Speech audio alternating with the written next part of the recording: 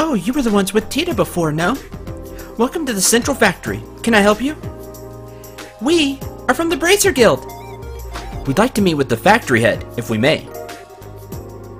Estelle reached into her pouch, paused for dramatic effect, then flourished the introduction note to meet the factory chief. Joshua looked stoic and tried not to roll his eyes. I see. Just a moment, please. Hazel used the intercom, keeping one wary eye on Estelle all the while. Sir, I'm terribly sorry to bother you during your... Yes, sir. The people from the Bracer Guild are... Yes, sir. Right away. Thank you for waiting. Factory Chief Murdoch will see you now. His office is upstairs on the 2nd floor. Nice! I didn't think he'd see to us so quickly. Let's not keep him waiting. Agreed. Oh, wow. Several floors to go to, alright, on the 2nd floor. We also have to meet somebody here on the 2nd floor. The temp librarian job, which is here in the archives. You. Excuse me? We saw your request on the bulletin board. Oh my, you're here already. I only just put in the request a little while ago. Well, we had just come in to change assignments, so we were ready for work. Well, shall we get started then? Yeah, sure. That's fine. This is about hiring the temp librarian, right? Yes, that's right. It's turned out to be much more of an ordeal than expected. What kind of ordeal? I'll explain that in a moment. Beforehand, though, I have a matter that I would like you to help settle. Consider it a favor, if you will. What kind of matter are you referring to? The archives loaned out some books out to various central factory departments. Sometimes they keep them past the due date and don't pay the fees. First, I'd like you to get our books back. What? That's simple. Where do we need to go? Let's see. Should be in the 3rd floor design room and the 4th floor lab and clinic. Okay. 3rd floor, 4th floor. Design room, lab, clinic. Is that everything? Yes. Please come back once you have them. Okay, we will. We'll start immediately. Yeah, sure, why not? Well, let's actually meet with the factory chief, and then we'll do that. Hey, I've been waiting for you two. Estelle and Joshua, right? Yes. Nice to meet you, sir. We're sorry to bother you at work like this. No, don't worry yourselves about that. The Bracer Guild, and Cassius in particular, have done a great deal for me in the past. Everybody seems to know Cassius Bright as the Divine Blade. It'd be rude of me not to welcome his children. Huh? You know Dad? I guess you might say that. He was my benefactor. Okay? It's no exaggeration to say the Central Factory produces the finest orbments in the land. Naturally, the confrontations over our craft have never really stopped. Whenever we had a problem, we'd always contact the Roland branch and have him come over. And apparently he's so awesome he just ends it. The hype of Cassius Bright continues. I see. That explains all the business trips then. And now, my benefactor's kids come to visit me themselves. What can I do for you? I'm happy to help. Thanks, sir. It's kind of a long story. Joshua and Estelle explained to Murdoch about the events surrounding the mysterious Black Orbment. I see. Well then, you mind if I had a look at this orbment? Sure, no problem. Hand it to Factory Chief. Here you go. He's the chief of the factory, so... Now this is certainly an oddity. Obviously made from modern materials, but the caliber isn't inscribed anywhere. Caliber? You mean the numbers that are carved into the orbament's frame? Exactly. It's almost unheard of for an orbment to be produced without them. That's not just unliberal either. Most other nations on the continent are the same way. It's been a tradition dating back to when the orbments were first invented, 50 years ago. Huh, you don't say. Cell took out her combat orbment and eyeballed it suspiciously. You're right. There are numbers right there. Crazy. Huh. Wow. You mean to say that you've never noticed in all this time? Well, I mean, if they're really small, I actually don't blame Estelle too much on that. Oh, you hush! Seriously, is it really that strange for one to have no caliber on it? Pretty much a part of the production process. That goes for any orbital factory. It's as if this were a prototype or something. If so, I'd imagine it wasn't made to entertain at birthday parties, if you take my meaning. So we're talking military issue here? Not even military issue. We're talking military prototype? Or like Secret Service prototype? What are we talking here? So less with the sweet and awesome, more with the stabby hurdy. Got it. Yeah, just stabby hurdy, yeah? Of course. Can't say for certain without looking inside. Huh? What is it? Can't find the maintenance cover. And now that I really look at it, has no seams to it at all. How the hell was this thing made? Huh, so there's no way to get in. Huh. I don't see any way to check out the inside of it. That's weird. Oh man, would it be possible to cut it open? We should not cut this open. That might work, yes. But I'd hate to just break something belonging to Cassius like that. Yeah, this is a bad idea. Oh, okay. So we still have no answers. Maybe we should let that professor handle it. Oh, right, the one mentioned in the note. Oh, maybe he knows. Yeah, he should be able to tell us something. There was a note that was included with the orbment. Estelle showed Murdoch the note that was in the package for Cassius. Please ask Professor R to do an analysis. You wouldn't happen to know who this Professor R is, would you? Well, let me think. From the letter R and the people at Cassius knew. Must be Professor Russell. I thought so. Who's Professor Russell? Wait a sec, how do you know this guy? I don't, but I know of him. He's known as the person who brought orbital technology to Liberal in the first place. Hey, you know your stuff. As I'm sure you know, orbments were invented by Professor Epstein, and Professor Russell was one of his disciples. 40 years ago, he brought the orbments and his knowledge back. That's why Liberal is a technologically advanced nation. You might say he was the father of the orbital revolution. Wow, now that is impressive. Man, I had no idea that Dad knew anyone like that. Even so, it worries me a little that you'll be letting the old handle this orbment. We have no idea what it is, really. Huh? Well, how to put this? For good or ill, he's a certified genius. When he gets an idea for a new invention in his head, there's just no telling what he'll do. So, loose cannon, just whatever, comes to mind. This'll be a great idea! And then he just immediately goes to it. What, good, bad, or indifferent? That happens with geniuses sometimes. Much like the time when he was developing the first orbital airship. What's with the far-off look?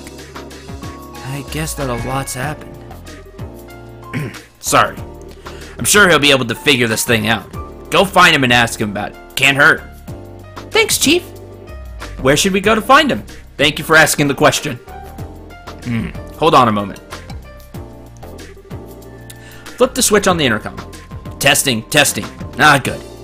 Actually, I've been looking for you. Sorry to bother you. You come here? Alright, I'll be waiting. What, did you just call the professor or something? Oh, no.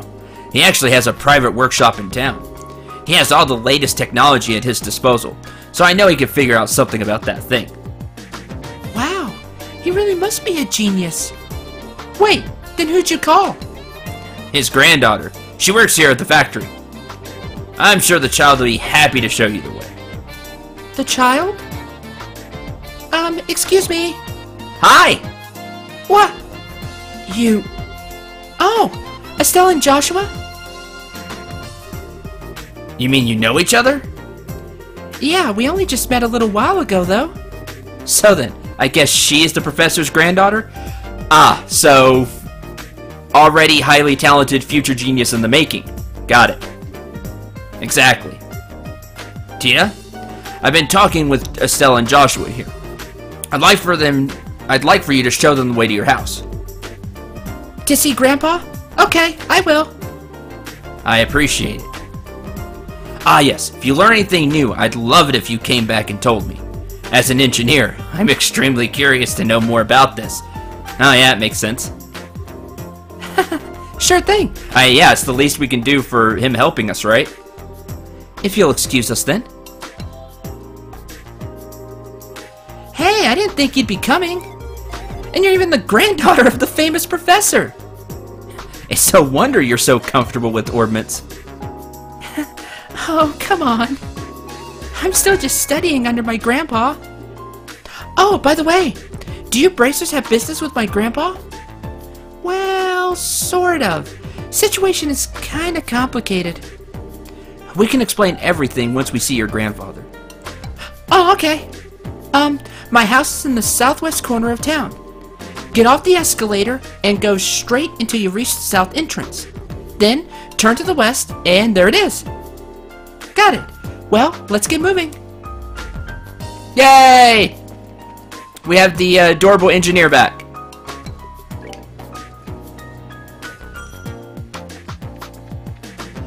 Design room. Book. Book? I see the book. Prometheus. Book.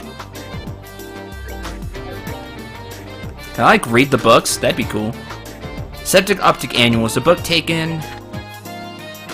let's see. Published by the Z Central Factory. The current state of orbital technology research.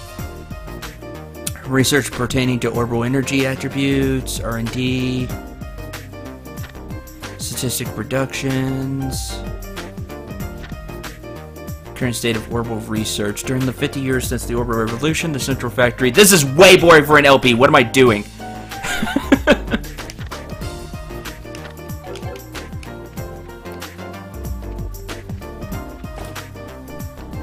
If you care, you know, please get the game and check it out. Was it the workshop? The workshop doesn't sound right. Hi!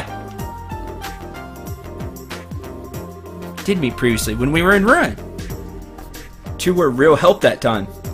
Finding the orbital gun prototype for me. Oh yes! The orbital gun prototype guy. Oh yeah, you're that science guy. I remember you told me about that. You had lost one of the samples en route to Ruin? Yeah, that was a heap of trouble, wasn't it? You guys really saved my butt. How'd all your research and stuff end up doing anyway? I think it's safe to say that orbital gun's research is moving along nicely. It'll take time to properly micronize the components, but we can do it. If things go smoothly, we can have them on the shelf soon. Hope they end up big sellers. Huh. Neat.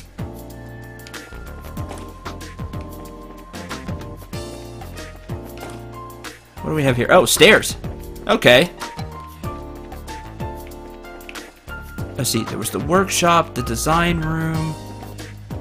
It was 2 on the 4th floor, not 2 on the 3rd floor. We have the clinic. Book. Kitty Talk for Dummies. Okay, now this is worth the read. Contains candid kitty conversations. Meow. Things to be aware of when speaking of feline. Pronunciation of the feline language has distinct characteristics depending on the region, and may differ slightly from the following information. This can be considered comparable to dialects in the human tongue. In addition, since the number of elongated vowel sounds, indicated by the tilde character, are immediately related to a cat's personality and emotional state, there's a broad range of variation. Specific examples. You're absolutely right. This way. This is it. An expression of delight. Hold up when urging to be cautious. These nails are bothering me when agitated. I'm hungry. Expression of caution. Tired. Who are you? Yes, that's right. What's wrong? So we meet again. Fleshy thing. It's been a while. How have you been? Goodbye. Yes, that's exactly right. Hello. Yawn. What did you say, oh hairless one? An expression of reproach. You're welcome, squishy pink thing. I'm hungry. Kitten talk. Aw, it's when a kitten's hungry. I'm sorry.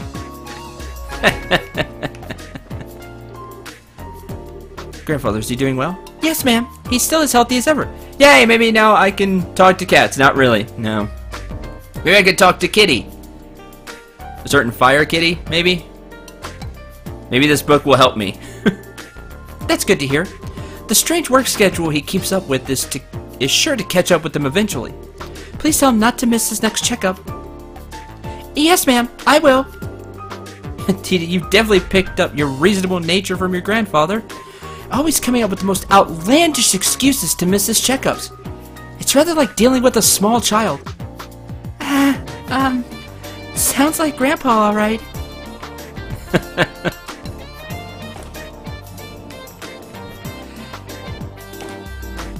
Probably, you know, just gets tomorrow's cooking. I should probably read this. Can I learn something? Today I'll be introducing one of the newest cooking recipes specifically for those readers of this book. Yes! Bouillabaisse. Okay. Choose a monster bits is one that everyone can enjoy. Follow my groundbreaking recipe, and the monster corpse you've been dragging around will simply taste divine. What about your sword? Let's get started. Okay. 2 monster bones, 2 monster fish meat, a crisp onion, red pepper, add to taste, and monster gelatin, add to taste. Wash monster bones thoroughly with water. You're still bothered by the scent, then try boiling them. If all else fails, ram a clove of garlic deep into each nostril. Finally, chop crisp onion, chop monster bones and monster fish meat into edible-sized pieces. Lightly rinse monster gelatin in water after unraveling. Saute ingredients in a heated frying pan.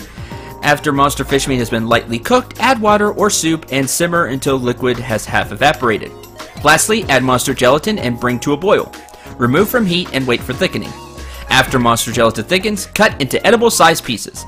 Done! This dish is great for lunchboxes and scaring small children. Yeah, I would think so. You may eat it as is, or heating it with a little flashy orbital magic makes for a great dinner show. Firebolt! And we know how to make it. Cool. That's a lot of ingredients, though. And some of it. Oh, hey, tomato. Like a special tomato.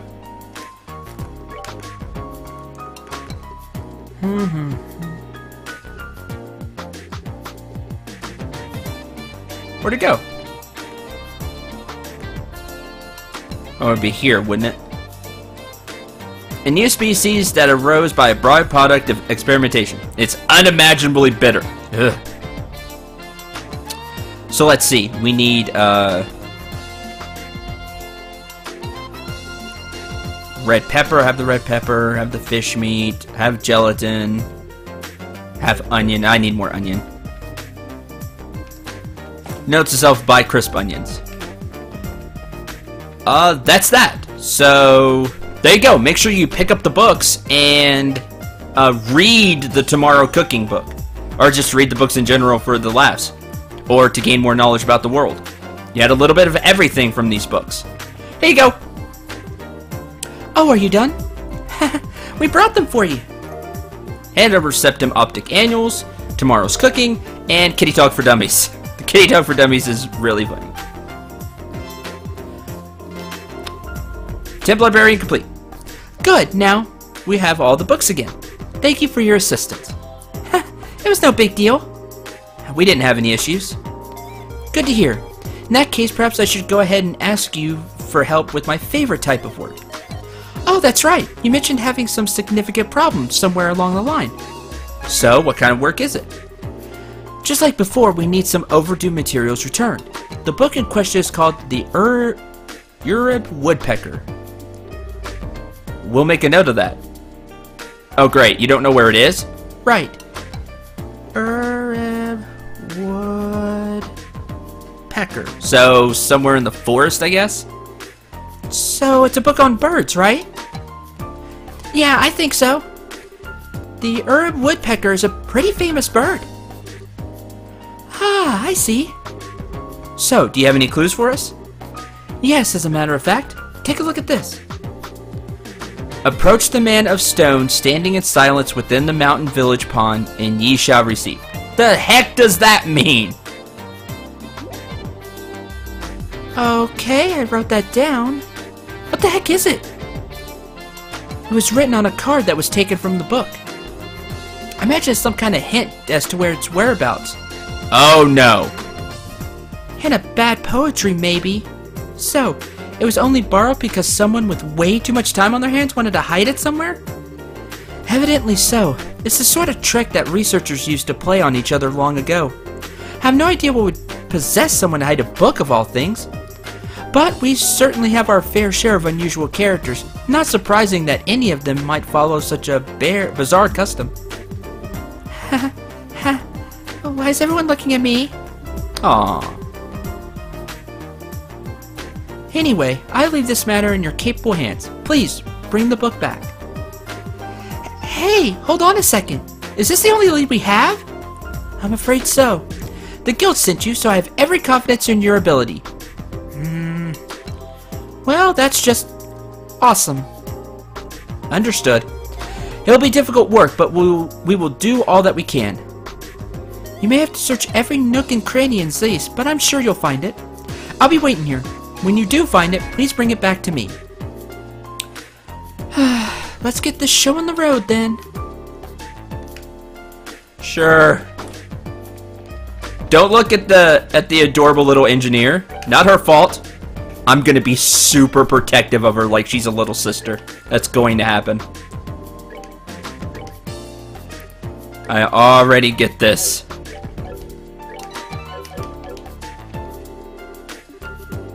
I'm gonna show these two where I live. They have something to discuss with Grandpa, it would seem. Bye, Hazel! Speaking of... Yeah, you don't have yours open. Open. 80 of each. Open! Great! That's done. Space quartz only, huh? Alright.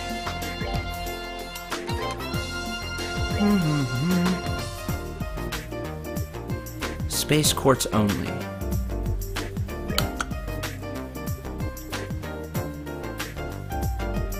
You already have it. Yeah, you have EP cut 2. Nice. And move 2. Great. Well, that makes things interesting. I'll have to make a space quartz of some kind. As for the other one, what all do we want to make?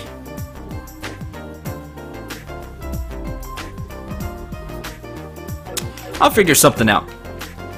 I need to look through the spells and all of that. Let's see. Landing port. Down the escalator. Down the up escalator. Yeah, I found out in between episodes that you can do that. You don't have to like take the escalator the right way, which is funny. Arms and guards. Oh, yes, I forgot to mention that at the beginning of the episode. I didn't do my intro at the beginning of the episode. Fantastic. I bought the new weapons for Estelle and Joshua, the Gurkha knives, and the spike rod. I didn't buy any of the boots or armor, just because we're gonna wait on those just because of money. But I may buy Tita's new cannon. We'll see about that. Alright, few more things. Do you have onion? You do. No, I don't need that much onion. That's good. Buy some crisp onion. It's kind of a problem that we need so much monster stuff, though, because you'd have to fight a lot to go get that.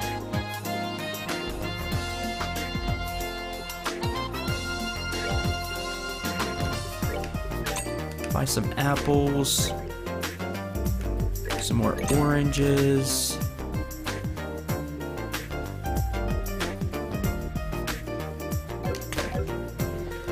Now,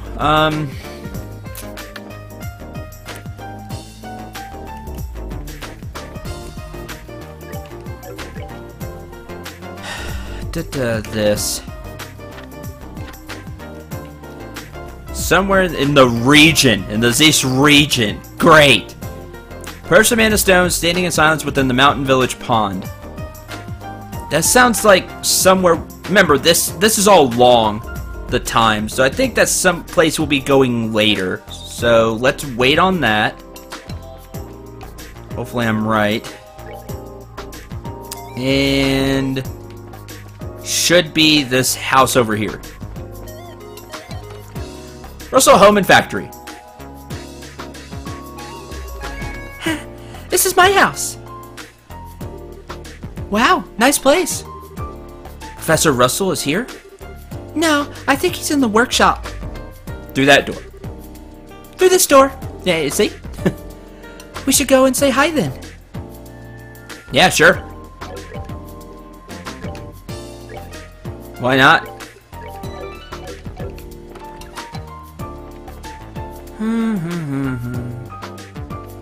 Okay, upstairs. Ah, there he is. I'm home, Grandpa.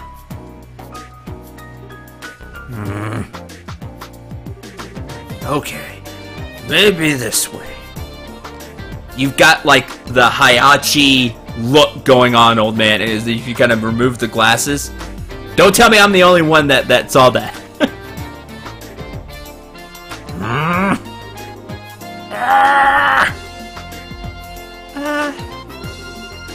So, this is the professor? Nice to, meet you. My name is Estelle Bright, the Bracer Guild. We actually came to get your expert opinion on... Not paying attention. He is super aggravated right now.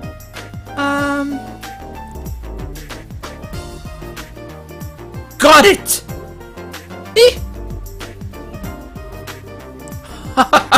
I did it! It's finally complete! That's right! Who's the man? I'm the man! I know that feeling. Heck, if you've been around the channel for any period of time, really, you've seen me be like, yes, got it! When I figure something out.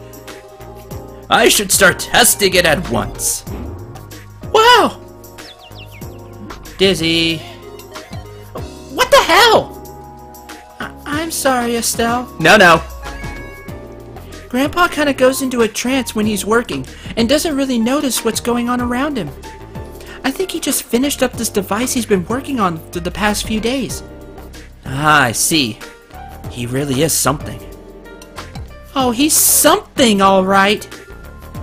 I'm so embarrassed. No.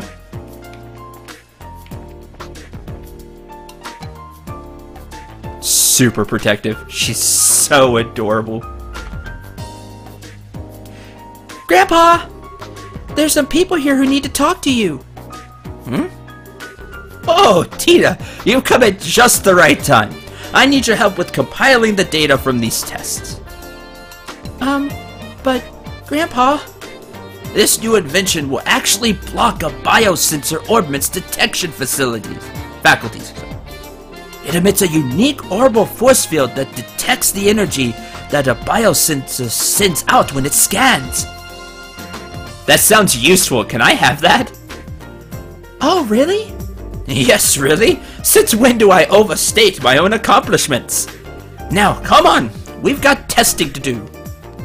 Right. And, she gets super into it, too. Professor Russell and Tita begin working on some complex-looking equipment. Hey, now. Never mind, Estelle. Think we should just let them be for a little while. Yeah, and now she's, like, super into it, so... Hey, you with the black hair! Who, me? Who else? On the upstairs bookcase is a notebook titled Orbital Energy as Applied to Force Fields. Go get it! Go on, be quick about it! Alright. Wait, Joshua! Hey, young lady! You with the antenna hair! Antenna hair. Antenna? Oh, no, you didn't! Quit farting around and make some coffee. Why should I have to make you coffee? I take it black, by the way. I want it clear as mud. You're not hearing a word I say. Fine, whatever. Just whatever. Yep, perfect. All set, Grandpa. Just as fast as ever. Oh. Huh? Where are Estelle and Joshua? Who? Come to think of it, I do vaguely recall a couple of young folks. Yeah, you just get completely caught up in your work. I understand that. I can get the same way. Murdoch sent some fresh faces then, I presume? Grandpa? Yeah. And so, Estelle and Joshua inadvertently wound up as assistants in the experiment. After many small, but relatively harmless, explosions and some singeing of the eyebrows, the day gave way to evening.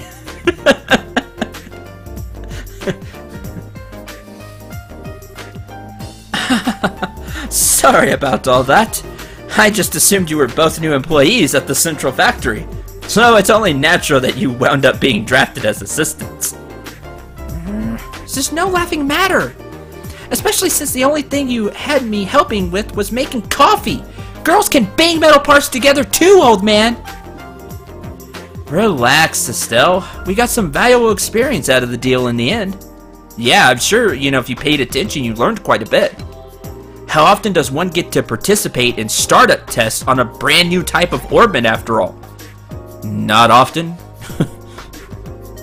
Well, now, you're a bright lad then, aren't you? Want to give up this bracer nonsense and start up in the field of orbital engineering? I'm looking for a protege. Grandpa! I'm really sorry, guys. Guess I got caught up in the moment, too. No, we forgive you. You, the old man! Don't do that again. You don't need to apologize, sweetie. Exactly! Wow, me and Estelle are going to be on the same wavelength on this one. I get the feeling. But I thought the father of the orbital revolution was going to be some really amazing man. Not some old fart with attention deficit issues. Please, you're too kind. Wait. Moving on. So, I'm being paid a visit by the children of Cassius. That's quite the surprise. So you really do know our dad? Yes, from way back when. I've known him since his army days, some 20 years or so. Oh, wow. You've known him way back. I met him too. Oh, wow. He had the really nice mustache, right? Does he have a mustache? Wow, it's been so long since we've seen Cassius. Well, I don't know if I'd call it nice so much as suspicious looking. But if he's known Dad for that long, it looks like we'll be safe and trusting you-know-what with Professor Russell after all. Yeah. Yes, I have to agree. Huh? What are you talking about? What is it you wanted my help with? Well, Estelle explained to the professor the whole sequence of events surrounding the Black Orbment. I see. Wow, a pitch-black orbment. Yes, most intriguing. And with no inscribed caliber or seams. Look at the frame, too. Produced a cutting tool from his belt. Without a word, he pushed the blade's edge against the outer shell of the orbment. Wait, what are you doing? It's a special alloy steel cutter. Just as I thought. Here, take a look. Okay. Estelle, Joshua, and Tita peered intently at the Black Orbment. Huh? There's not even a scratch. Oh boy. So wait, you have a cutter, a steel cutter specifically designed to cut orbits, and it didn't even scratch this thing. Yeah. Huh. frame is made from some type of metal I've never encountered before. Opening up for a closer look is going to be quite the task, I think. That's just crazy. If we can't find some way to open it, we'll be right back to square one. Well, I could certainly spend some time on trying, but first, I think maybe we should put it under a measurement scan. A what now? That huge piece of equipment you saw when we were working on the experiment. It can gauge orbital energy activity in real time.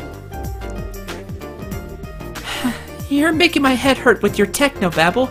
Just tell me what using that thing will accomplish. To put it in layman's terms, it'll allow us to see just what this orbment does. We won't be able to draw any definitive conclusions just from measuring what kind of orbital activity is occurring, but it's a start. And that should give us a major clue. Indeed. So, without further ado... Grandpa, shouldn't we have lunch first? Sure! Estelle, Joshua, you're both welcome to join us. I can't promise there'll be anything special, but...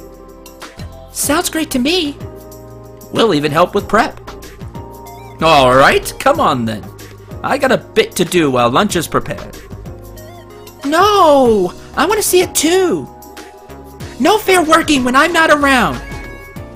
My house, my rules! What is up with these two? Now I see where she gets it. Yes, I definitely see where she gets it. The passion for engineering. It's evident.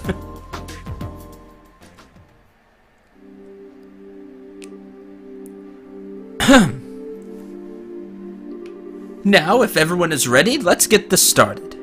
Estelle, if you'll put the orbment on the stand. Okay. Place. Like this? Yes, thank you. Are you ready, Tita? All set! Good, good. Now, commencing orbital force measurement test on the Black Orbment. Black Orbment? So that's going to be the official name after all? But using it officially is so boring and simple. Why not something cool like Dark Thingy of Impending Doom? No, we're going to call it the Black Orbment. Although Dark Thingy of Impending Doom is kind of a close second at this point. No, simple is best. Yeah, true. Anything longer than Black Orbment would just be annoying to say. Yeah. Aww, look at her. She's all anxious to start. She is totally into engineering. It's cute. Huh? Oh, Alright, let's begin. Tita, if you'll activate the scanner, please. Okay. Output set at 45. Put all measuring equipment on standby. Roger. Done. All measuring equipment is calibrated. Okay, from here on out is the real deal. Since no direct input or output was detected, all we can do is measure how the central crystal circuit responds. Now, let's see just how much this contraption is really worth. You're sure in a good mood. And... neat! It's all glowy and stuff. I get it. It's putting a major strain on the crystal circuit. There. Tita, any readings? Yes. But they're kind of weird. Psychometer needle's shaking like crazy. Now it's spinning around the dial. What?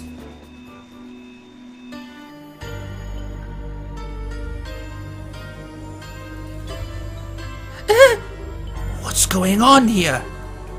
Joshua! It's the same black light as from before.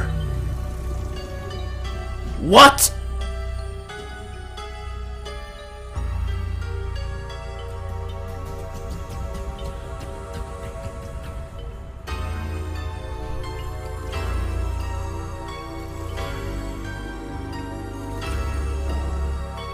It just nulled everything.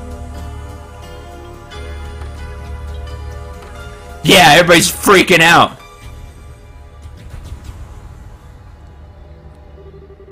Grandpa, it won't take much more of this. We have to shut it down. Don't you dare. Just a little longer and we'll have something. Wait a second. All the lights in town are going out. Huh? What in...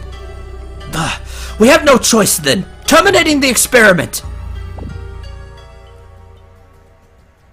And everything comes back on. The lights came back on. Oh. They're back on. So it's not like a... Let's put it in terms we could understand. It's not like an EMP. It just shuts it off. It doesn't like fry the circuits or anything. Or they'd be out permanently. Let's see the readout. Nothing. It didn't record anything. The only thing that kept working with the scanner was the scanner on which the Black Orbment sat. But even that, well, it's for everything else. Good. Looks like the experiment's finished. How's it outside? Fine. All the lights are back. Like nothing happened. There's still a lot of people panicking though. Yeah, I'm sure. Okay. Just what the hell was all that? That was what I would dub the orbital shutdown phenomenon. The what down? You mean how everything inside all the orbits just stopped working at once? So the Black Orbment did this? Yes, I've no doubt. But I would never have dared to guess that its effect would be so extensive. There's definitely more to this than I expected. Interesting. Most interesting indeed. Only you would think causing a blackout over an entire city is interesting. Professor! Ah, Murdoch, just the man I wanted to see. The feeling is not mutual. Every single time you invent something, it means trouble for me. The hell were you up to that would cause all the power downtown to go out? How rude. It's not even my fault this time. See that? See that there? That's the Black Orbment. And it caused this. Is that the... Okay. Okay, I get it. If that's the root of this, then it's genuine extenuating circumstances. But it still means that this was your fault. Ah, nuts. You got me. Yeah, true. That's it? They're just okay again? Are they always like this? This is so embarrassing. No. Don't feel bad. Just want to, be like, no, it's okay. And so the first day in Z's kept everyone busy. Due to how late it was, speaking of how late it is, for this episode as well, Estelle and Joshua stayed at the lab for the night.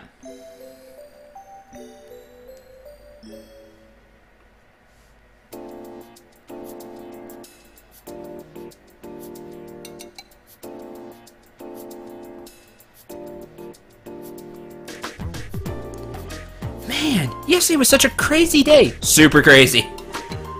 I was surprised enough at the town, but I really wasn't expecting to deal with anything like that. No kidding. Back on the subject of the Black Orbment. Why does your dad have something like this? It's much more powerful than I'd ever imagined possible. Yeah. What's the prof gonna do now that his equipment's gone all kaloofy? Perloofy? Morning, guys! Yay, the adorable engineer. Morning, Tita. Good morning. Quite a big day yesterday. No kidding. Did you guys sleep okay? Yep, like babies. Professor already up? Oh, he left for the Central Factory early this morning. He said something about how he was going to expose all the Black Orbment secrets. Wow. Looks like getting roared at over and over by the factory chief yesterday didn't even put a dent in him. He will not be deterred! We really appreciate both of you taking the time just to look over something a couple of relative strangers brought you. Oh no, he's now 100% invested.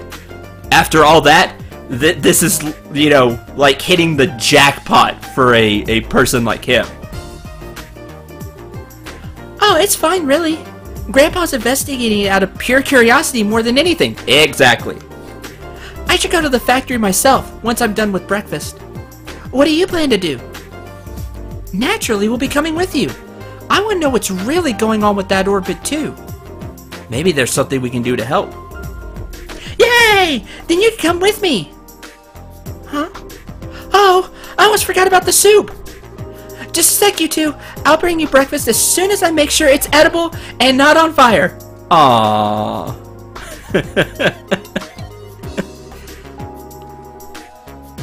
I guess that's what that smell is. Man, what a cutie. Wish we could take her back to us to Roland. She could be like a pet, cheering us up whenever we're feeling down.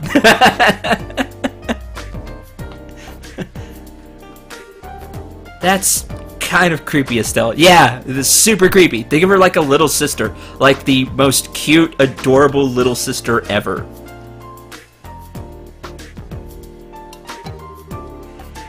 And now that we've had a good breakfast, off to the central factory. Before we do that, I'd like to check in at the guild.